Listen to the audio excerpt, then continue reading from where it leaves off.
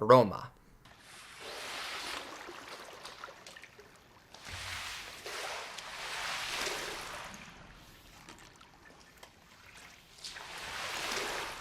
Roma is a movie about maternity, family, and social class, and the intersection of all three of those things. In a metatextual sense, it's also about memory and film's unique ability among art forms to recreate a time and place. The story is about a family in Mexico City in the 70s, based on writer-director Alfonso Cuarón's own family. And even though young Alfonso Cuarón is a character, the main character of Roma is the family's housekeeper, Cleo, played by Yalitza Aparicio. I read that the production team recreated Cuarón's childhood home to 70 or 80% accuracy. I have no idea what that means or how you measure a percentage of something like that, but regardless, Cuarón is recounting a story from his own past, but with a shifted point of view. Roma is very personal to me. Much of it is based upon my memory. It's a film about a family, a city, and a country. But ultimately, it's about humanity. The movie has a pretty unhurried pace. It seems more interested in the day-to-day existence of Cleo and how she fits into the family, but the plot, such as it is about Cleo's unplanned pregnancy. And in a related but less explicit B story, the family's mother, Sofia, played by Marina de Tavira, tries to hold her family together after her husband leaves her and their 4 kids. Both of these things apparently did happen during Alfonso Cuarón's childhood. His housekeeper had an unplanned pregnancy, and his father left. I'm far from qualified to answer this, but I can rhetorically ask, is Alfonso Cuarón our greatest living filmmaker?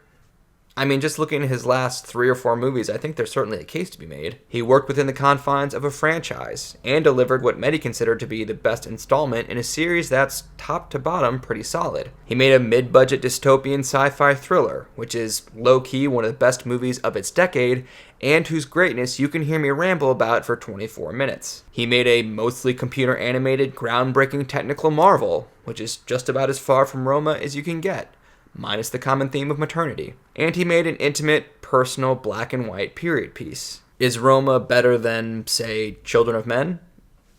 Not to be glib, but is Beethoven's Ninth Symphony any better than his Fifth? Is Picasso's Guernica any better than The Weeping Woman? As I mentioned, I posted a video some time ago where I talked about Children of Men in great detail, and unsurprisingly, a lot of the things I said there apply here. Namely that the storytelling is more important than the story itself, and that Cuarón, in his own words, prioritizes cinema over narrative and not the other way around. That's not to say he'll just show you random sounds and images with no connection to the story. Literally the opposite. He said that he hates feeding the audience information through expository dialogue, i.e. narrative, so he instead feeds the audience information in other ways, i.e. cinema. The first few minutes of Roma in particular are built with several minutes-long shots panning around the family home. The roaming camera is curious and probing.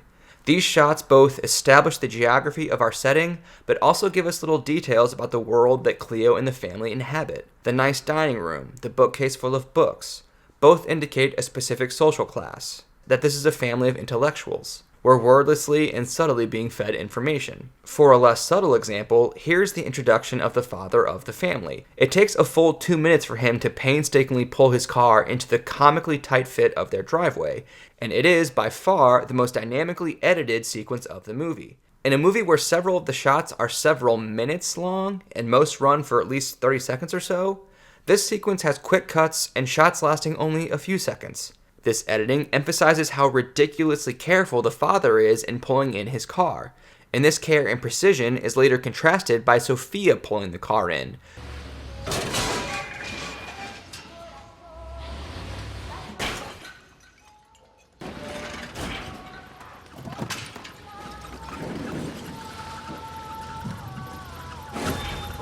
Which I have to believe is a commentary on her difficulties in maintaining normalcy once the father leaves the family. Especially because Cuarón underlines it and circles it for us. Estamos solas. No importa lo que te digan. Siempre estamos solas. But the editing and shot selection of this sequence also obscures the father's face for a full 2 minutes, building and building and building the anticipation of his reveal.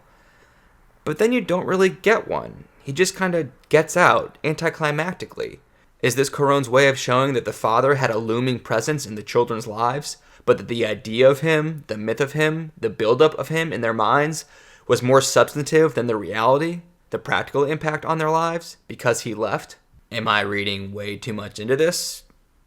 Probably, but it's still kind of cool and fun to think about. My point is that even though this 2-minute sequence doesn't really forward the plot in any meaningful way, it's still a form of storytelling. It introduces the character of the father in a pointed way. It sets up this later payoff with Sophia's struggles without her husband, and it includes a poop joke. It's funny that he spends all this time to be careful about the car, only to, inevitably, step in dog shit, so to speak. I've probably said this before, but there's an old screenwriting axiom that every scene must either advance the plot or teach you something about a character. And particularly with such an intentional cinema-over-narrative filmmaker like Cuarón, that's helpful to keep in mind. There's this early minutes-long scene of Cleo doing laundry in a single unbroken take. 2 of the boys of the family play around with guns, the older brother is a bad sport about being snuck up on and storms off, so the younger brother, Pepe, the Cuarón character, lays down and plays dead. Then Cleo lays down and plays dead with him, and the camera wanders to the hillside behind them. So, applying the axiom, how does this scene either advance the plot or reveal character? What information is Cuarón feeding us here?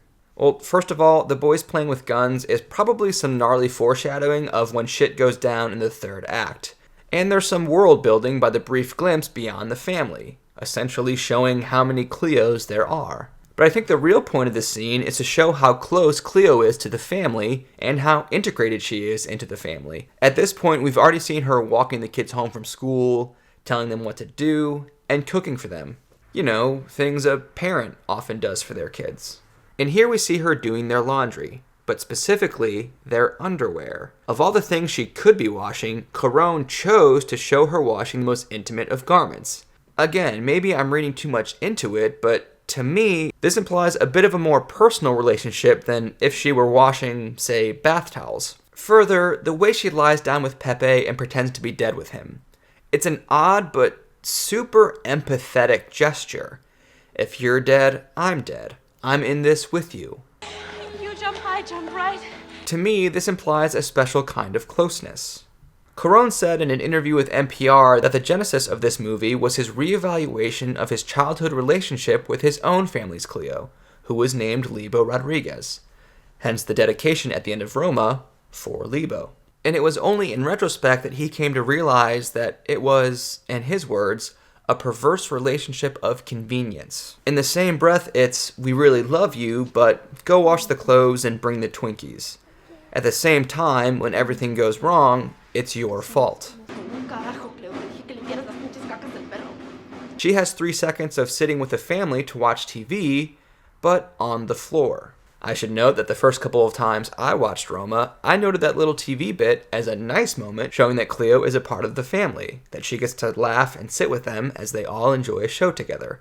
Very familial. I did not at all pick up on the fact that she's sitting on the floor and not the couch, and I needed that NPR interview for me to connect that dot of, oh, she's part of the family, but also not. See what I mean when I say that Cuarón is extremely intentional and always trying to feed us information? Makes me feel better about overanalyzing every shot choice. You can apply the forward the plot or reveal character screenwriting axiom to cinematic language as well, particularly when dealing with a filmmaker as intentional as Alfonso Cuarón. Por ejemplo, Cuarón is famous for using long takes, single shots unbroken by a cut. Children of Men has several shots that last 4 or 5 or 6 minutes. I think one of the opening shots in Gravity lasts like 12 minutes. And most shots in Roma are far longer than you typically see in modern American movies. Again, many of them several minutes long. And as I said in my Children of Men video, it's important to keep in mind that every cut of the camera is a choice, and every frame you delay the cut is also a choice. So it's fair to ask with any given long take, why is this choice being made? What is this choice giving you? To me, they give the movie a real sense of immersion. When the scene just plays out in front of you without a cut, it really does feel like the camera is an omniscient observer, as if you or I were transported to 1970s Mexico City and were standing there watching these lives play out in real time. The camera moves, it pans and tilts and rotates, and I'm guessing at some point it pushes in on something, but I'm not even sure it does that, but it definitely doesn't zoom because our eyes don't zoom. And the camera basically is our eyes, just as if you were standing there. And this omniscient camera as audience stand-in idea isn't limited to the cinematography, it's in the sound design too. In the scene where the dad leaves, ostensibly on a business trip, but Sophia senses what's really going on, there's a marching band approaching as he drives away. Listen to what happens to the sound when the band passes by the camera.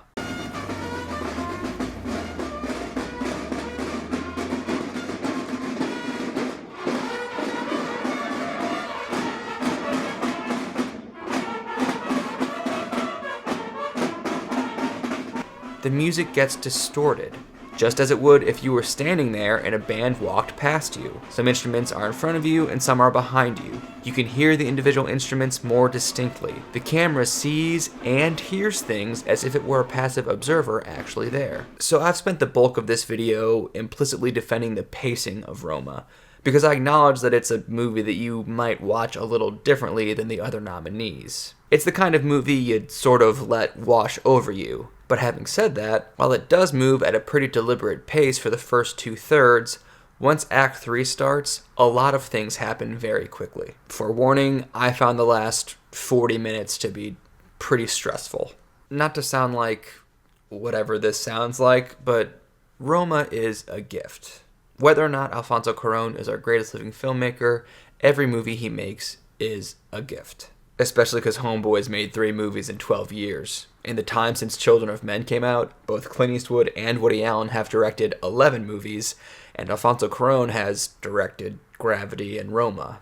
Regardless, I'm so thrilled he made it, I'm so thrilled we have it, I'm so thrilled it got 10 Oscar nominations and is the closest thing we have to a Best Picture frontrunner as of this writing. God, please don't be Green Book. And I'm so thrilled that Netflix handled the distribution. Yes, on the one hand, it is a gloriously shot and immersive movie that deserves to be seen on a giant screen with a giant sound system, and I feel very lucky to live in LA where I was able to see it on a giant screen with a giant sound system, but I didn't always live in LA. Movies like Roma are more or less readily available to me now, but in the past, if I heard there was this unbelievable black and white period piece foreign film out there in the world, I had to put in a decent amount of work to figure out how to see it. Shout out to the Tivoli and High Point in St. Louis, and shout out to the St. Louis Film Festival. But with Netflix, Roma is just there for everyone at any time. Yeah, not to marvel at the concept of Netflix, welcome to 2008, but just that a movie like this is so ubiquitous and available and being recognized is really freaking cool to me. Like, my parents watched this with my brother and sister-in-law.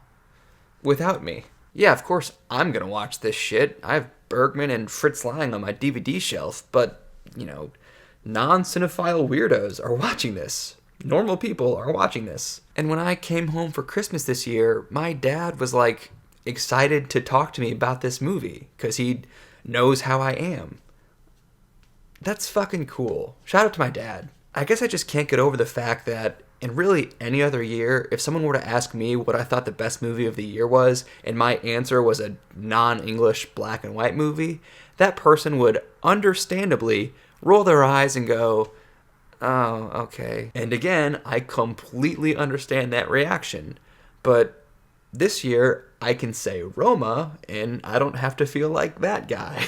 So, yeah, maybe this will be your gateway into non-English black and white movies, but even if it's not, please check out Roma. It's something special and now playing in your living room.